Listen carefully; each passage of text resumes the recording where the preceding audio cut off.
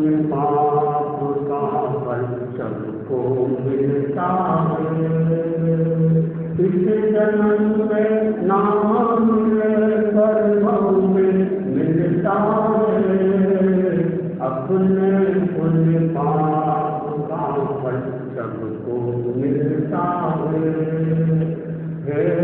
तो भाई दोनों दुनिया के मेले में एक नर का भिखारी पूजा महलों में होते तेरा एक से नहीं भाग्य मिलता है। होते तेरा एक से नहीं भाग्य मिलता है। अपने पुण्य पाप का फल सबको मिलता है। फूल एक मंदिर में प्रभु चरणों में चढ़ता है।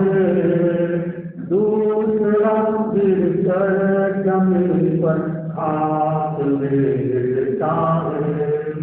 फूल तो हर एक ही चमन में खिलता है। फूल तो हर एक ही चमन में खिलता है। अपने पुण्य पाप का फल सबको मिलता है। एक पत्थर की ही मूरत दूजा पूजा करके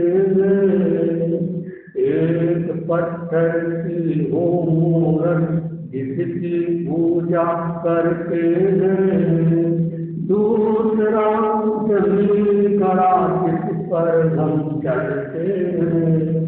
पत्थर तो चट्टान में एक साथ निकलता है। पत्थर तो चट्टान में एक साथ निकलता है।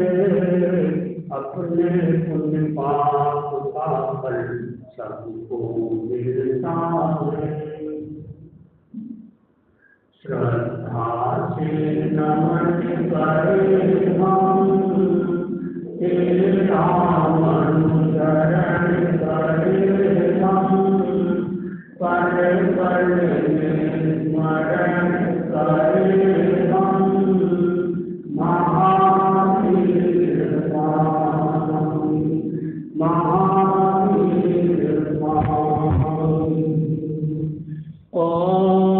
ओंकार बिंदु संयुक्तम नित्यं ध्यायन्ति योगिनः कामदं मोक्षदं चैव। ओंकाराय नमो। ओंकाराय नमो। चरिता भारभवासं चक्रवर्ती मनुष्यो संति संति करेणोई पद्दो गई मनुष्य। आरती के पावन चरणों की मंगल अष्टविराजित गुणित धर्मप्रेमी भाइयों को कहें। आज मैं तुझसे चिंतन किया कि हमारे साथ में साधु साधवी भी है और श्रावक श्राविका भी है। मैंने आचार्य मुझसे कहते हैं कि मैंने साधु साथियों को बहुत दिया है, बहुत कुछ दिया है, लेकिन श्रावक लोगों से कुछ देना चाहिए। उसी की फल मिलती है श्रावक संबोध कहना चाहिए।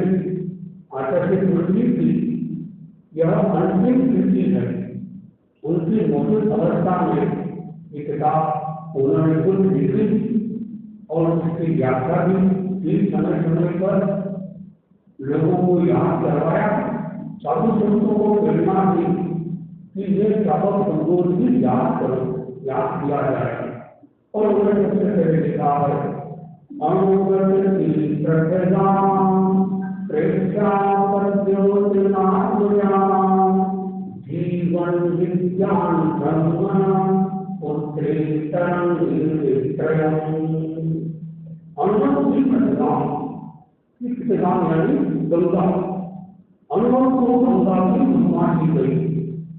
धर्म का काम है बोध पाठ कराना, मनुष्यता को मनुष्यता का बोध पाठ कराना, जीवन जीने की तरह सिखाना। धर्म जीने की तरह सिखाता है। अनुभव की प्रतिगाम वो धर्म पवित्र होता है, इसलिए अनुभव को गंगा की महिमा दी गई। गंगा एक समय था जब ये कहते थे कि गंगा तेरा पानी अमृत घर घर बहता जाए। आजकल कहते हैं राम तेरी गंगा मेरी हो गई, पापियों के पाप हो गए थे। समय समय से बदलता जैन लोगों का आरोप लगाया कि जैन लोग गंगा को नहीं मानते, सूरज को नहीं मानते। उस समय के आचार्य यशो विजय जी ने कहा कि हम जैन लोग गंगा को भी मानते हैं, सूरज को भी मानते हैं। उस समय के राजा को समझाया कैसे मानते हैं बताइए। तो उन्होंने कहा कि देखो गंगा बहुत पवित्र है और हम इतने पवित्र नहीं है, और हमारे हाथ से गंगा अपवित्र न हो जाए तो हम गंगा के पानी को हाथ में नहीं लगाते। ऐसे देख खालू दस नहीं करते, पानी किसका क्षतित होता है तो कैसे करेगा। हम गंगा को मानते हैं। अच्छा, सूरज को कैसे मानते हैं? देखो सूरज जो होता है सारी दुनिया में प्रकाश देता है। संसेट हो गया, सूर्यास्त हो गया, और हम उसके वियोग में खाना को दूसरी बात है पानी में नहीं पीते। हम कितना सूरज को मानते हैं। ये बात सुनी तो समय के जो राजा थे वो भी भेद कर गए। बात को बताने का तरीका नहीं होना चाहिए। समझने वालों की कमी नहीं है, समझाने वालों की कमी है, सुधरने वालों की कमी नहीं है, सुधारने वालों की कमी है। तो आशा से पूछते हैं हम सबको गंगा की उपमा दी गई। तो गंगा पवित्र है और धर्म पवित्र होता है और अनुभव पवित्र है। प्रेक्षा प्रचोदनात् नाम, प्रेक्षा प्रचोदनात् यानी जो प्रचोद यानी सूर्य की पुत्री कौन हुई? यमुना। तो यमुना की उपमा दी गई प्रेक्षाधान को। प्रेक्षाधान के प्रयोग से जीवन में बदलाव आता है, धर्म के जीवन में बदलाव आता है, जाना चाहिए। आचार्य महाराज जी जो हमारे गुरुदेव हुए उन्होंने धर्म की नई परिभाषा बताई। जो जीवन को बदले वो धर्म, जो जीवन को नहीं बदले वो धर्म नहीं, धोखा है, दर्शन नहीं प्रदर्शन है। जीवन में बदलाव आना चाहिए। आप लोग धर्म करो और जीवन न बदले, इसका मतलब ये हुआ कि व्यक्ति पानी मिले और प्यास न मिले, खाना खाए और दूध न मिले, ऐसा नहीं हो सकता। तो धर्म करने से जीवन में बदलाव आता है। तो प्रेक्षाधान एक साधना पद्धति जिसके माध्यम से जीवन में बदलाव आता है। आपकी कोई समस्या हो तो आप बताएं और उसका समाधान प्रेक्षाधान के माध्यम से। यदि किसी का स्वभाव अच्छा नहीं है, स्वभाव चिड़चिड़ा होता है, तो उसे कहा जाता है ज्ञान देने पर चमकते हुए दिए ऐसा ध्यान करो। यदि किसी को बुरे भाव आते हैं, अच्छे विचार नहीं आते हैं, तो कंठ पर नीले रंग का ध्यान करो। किसी को बार-बार गुस्सा आता है तो ललाट पर चमकते हुए का ध्यान करे। तो प्रेक्षा ध्यान के प्रयोग से स्वभाव को बदला जा सकता है, आदतों को बदला जा सकता है। आदत को अंग्रेजी में क्या कहते हैं? हैबिट। स्पेलिंग क्या? HABIT, habit.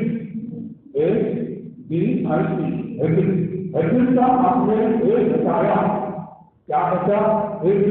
एक कोड़ा, एक भी हटा दिया, क्या बचा?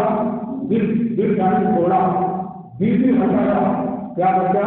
दिल यानी जगह, आई भी हटाया, क्या बच गया? ती यानी चाय, चाय भी ऐसे राजस्थानी भाषा में चाय भंडारी नावड़ी, चाय की आदत पड़ गई, वो भी एक प्रकार का नशा है। बहुत सारे लोग इसी डर में, इसी भय से उपवास आदि नहीं करते, तो इसमें चाय भी मिलेगी, चाय भी मिलेगी तो पेट में दर्द होगा, पेट साफ नहीं होगा, बेचैनी होगी, पता नहीं क्या क्या होगा, ऐसी अवधारणा है।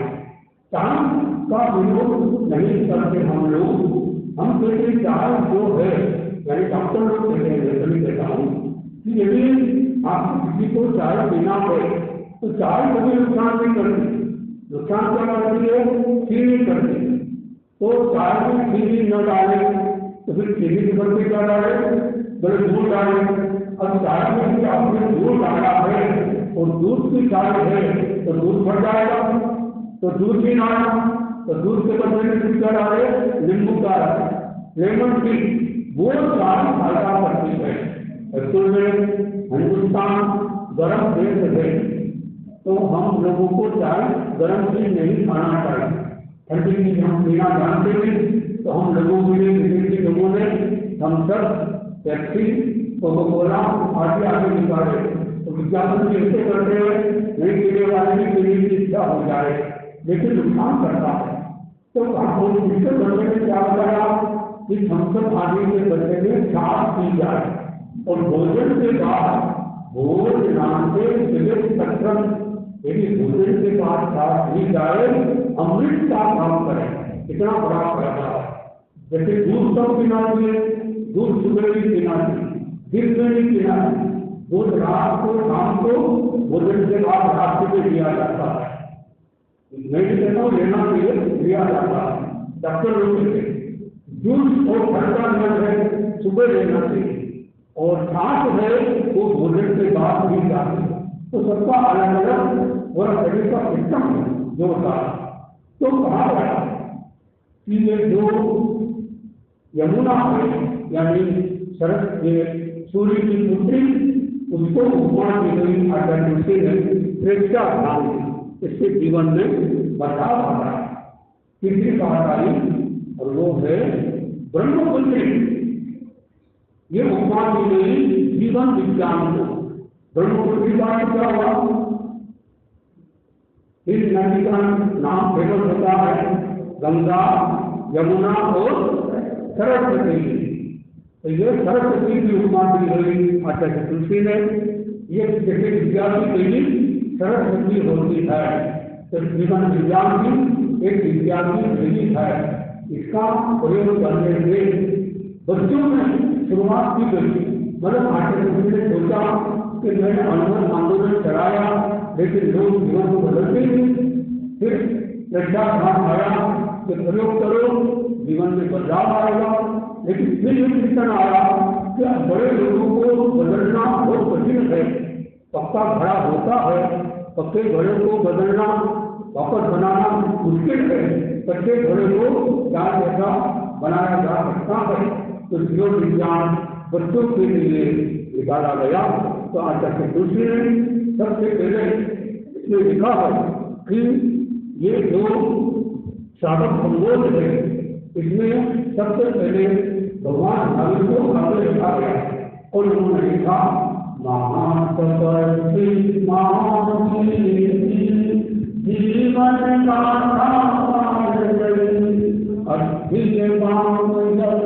मंदिर में बने आत्मबल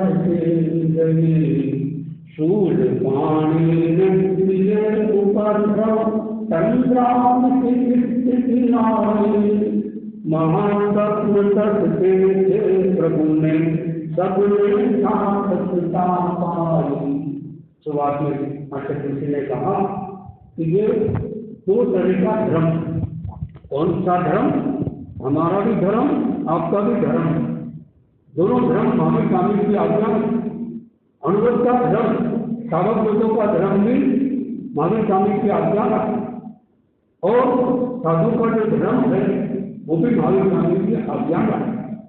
तो महातपस्वी, देखो महातपस्वी की उपमा यहाँ उदयपुर है, उदयपुर में आचार्य महाप्रभु जी ने उस समय के तत्कालीन युवाचार्य महात्मा जी, आज वर्तमान में आचार्य है, उन्हें महातपस्वी की उपमा दी गई।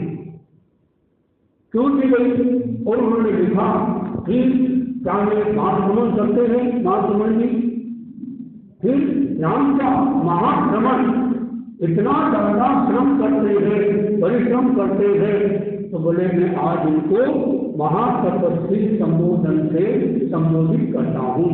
आचार्य महात्मा जी का उदयपुर के साथ किस तरह से संबंध है तो बता सकते हैं?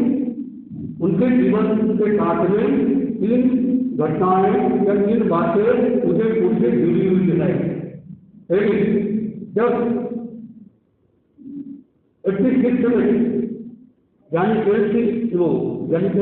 राष्ट्रपति आए थे मराठा मोर्चों पर, उस समय आचार्य तुलसी ने मुझे बुद्धिस्ट आदमी को आचार्य महाप्रभु जी का अंतरम बनाया, अंतरम काम में सहयोगी बनाया। शुरुआत वहां से हो गई, देख लिया। फिर नंबर 2 बताइए, नंबर 2 आचार्य महाप्रभु जी ने उदयपुर में ही उन्हें महातपस्वी संबोधन दिया। किसी का बताओ है? युवाचार नहीं, और बता सकता है बेटा साहब? हाँ जी, क्या करें? महासमुद्र शांति एकदम सही कहा। आचार्य श्री महात्मा जी को यहाँ पर पैसिफिक यूनिवर्सिटी है, पैसिफिक यूनिवर्सिटी ने उन्हें पीस ऑफ मैसेंजर अर्थात शांति दूत की संबोधन या डिग्री उनको दी गई। और वो फिर हमने देखा जब आचार्य श्री महात्मा जी आचार्य बनकर आए, उसी यूनिवर्सिटी में प्रोग्राम हुआ और उनका सब धर्मों के बीच में उनको यह डिग्री दी गई शांति दूत की। तो शांति दूत भी है, आचार्य श्री महात्मा जी महातपस्वी भी है, और अनुभव अनुशासता भी है, और क्या है? युग प्रधान। युग प्रधान ऐसा संबोधन, युग प्रधान बहुत महान आचार्य होते, ये सौभाग्य मिला अपना कि अपने को लगातार 3 आचार्य युग प्रधान आचार्य मिले। आचार्य तुलसी, आचार्य महाप्रभु जी और आचार्य महात्मा जी, युग प्रधान आचार्य। युग प्रधान कौन होता है? जो युग की समय की नब्ज को जानता है, जानते हैं कि भाई अब क्या समय आने वाला है और क्या अपेक्षा होती है। तो ये यह तो स्वप्न देखे महातपस्वी महावीर की जीवन गाथा काल, उनका जीवन दुनिया तीर्थंकरों का जीवन एक तरफ और भगवान महावीर का जीवन एक तरफ। जितने कष्ट महावीर स्वामी को आए उतने कष्ट किसी भी तीर्थंकर को नहीं आए। इवन तो तीर्थंकर बनने के बाद भी कष्ट आए, जबकि तीर्थंकर बनने के बाद में नॉर्मली कष्ट नहीं आते, बड़े बड़े परिचय नहीं आते, लेकिन जो कोई असाता वेदनी कर्म का उदय हुआ और उनको भी यह कष्ट आए महावीर स्वामी को तीर्थंकर बनने के बाद। कई लोग जो नहीं जानते हैं, उन्होंने आचार्य भिक्षु का विरोध किया। क्या विरोध किया? कि आचार्य भिक्षु ने महावीर को चूका बताया कि महावीर स्वामी चुप गए। तो आचार्य श्री महाप्रभु जी ने खुलासा किया कि उनकी बात गलत नहीं है, आचार्य भिक्षु की बात गलत नहीं है। कि वो कब कह रहे? जब वो सचमुच थे तब वो चुप गए। कौन? महावीर स्वामी। भगवान बाद में करें, ऐसा ये जीवन है। मुझे से बता रहे, खड़े होकर वंदन करें, वंदन।